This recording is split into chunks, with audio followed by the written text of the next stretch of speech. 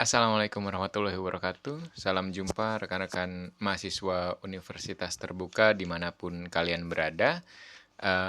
Selamat datang di dalam tutorial online semester genap tahun akademik 2024-2025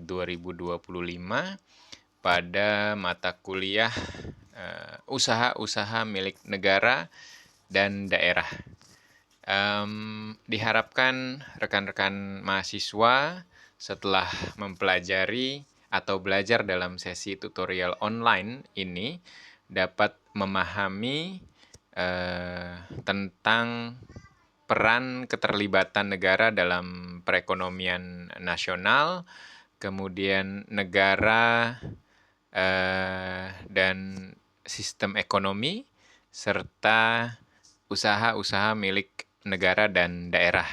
Tentu kita mengetahui bahwa negara ini memiliki responsibilitas terhadap usaha-usaha yang dilakukan oleh negara di dalam upayanya untuk menciptakan welfare state atau negara sejahtera.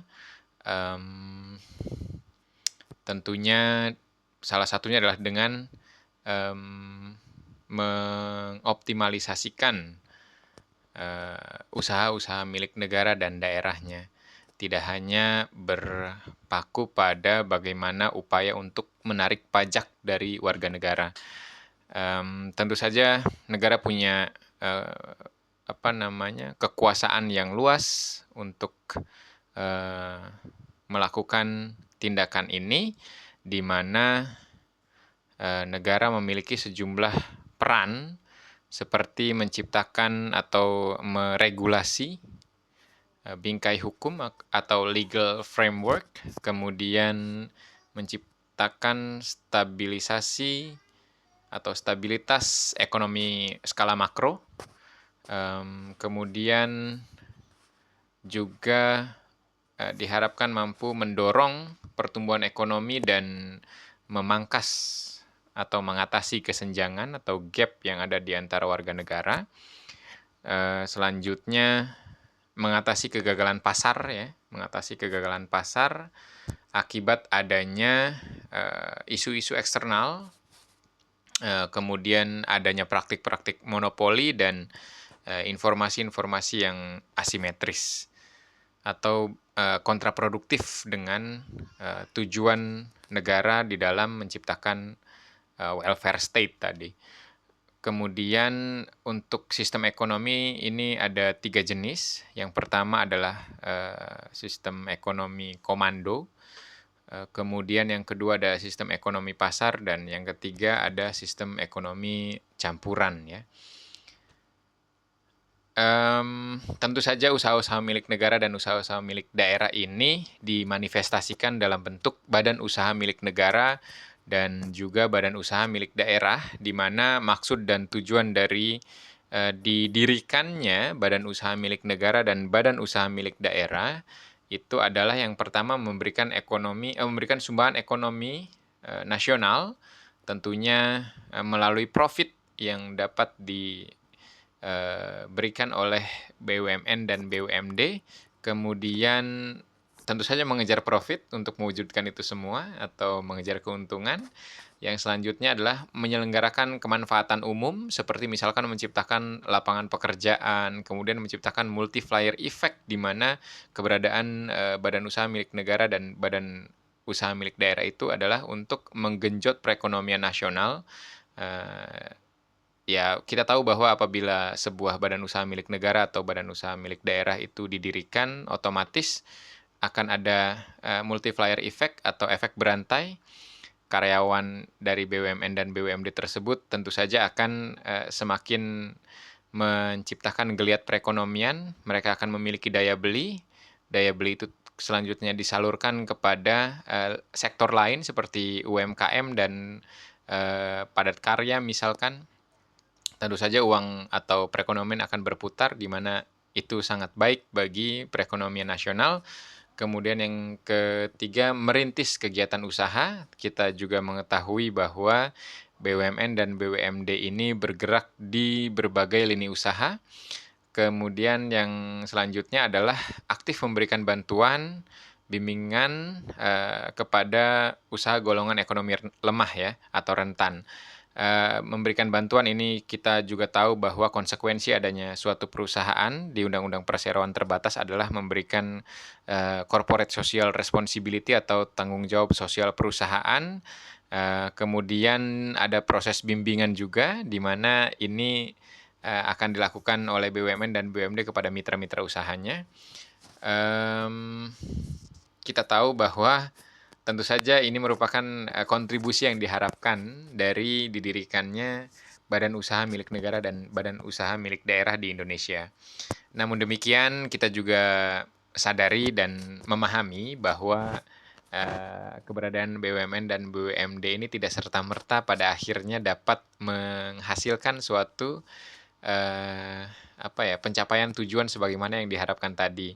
Kita tahu bahwa BUMN ini banyak sekali memiliki masalah, begitu pula halnya dengan BUMD ya, di mana BUMN dan BUMD ini memiliki nilai produktivitas aset yang rendah. Kita tahu 7 BUMN saja mengelola 15.000 triliun, akan tetapi profitnya tidak sebesar mungkin dari sektor pajak, di mana APBN kita kurang lebih 3.000 triliun, tetapi kita bisa hidup begitu, negara bisa menghidupi dirinya, sedangkan BUMN dan BUMD, atau BUMN sajalah, dari 7 BUMN 15.000 triliun, akan tetapi tidak mampu menghasilkan